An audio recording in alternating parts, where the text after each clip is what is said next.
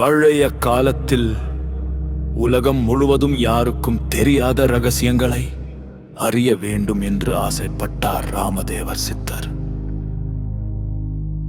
ஒரு நாள் அவர் தன் குருவான போகர் சித்தர் அவர்களிடம் கேட்டார், உலகத்தின் எல்லா இடங்களிலும் இருக்கும் அறிவை நான் அறியணும்.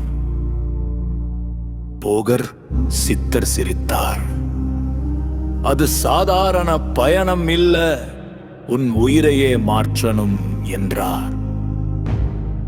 அதற்கு பிறகு ராமதேவர் சித்தர் ஆழமான யோகத்தில் அமர்ந்தார்.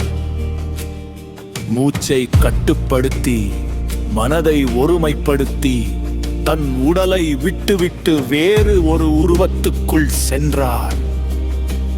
அவர் கண்களை திறந்தபோது அது இந்தியா இல்லை, அது ஒரு தூரமான வெளிநாடு. அங்கே அவர் யாக்கோபு என்ற பெயரில் வாழ ஆரம்பித்தார். அந்த நாட்டின் மொழி, மருத்துவம், ரகசிய அறிவு எல்லாவற்றையும் கற்றுக்கொண்டார்.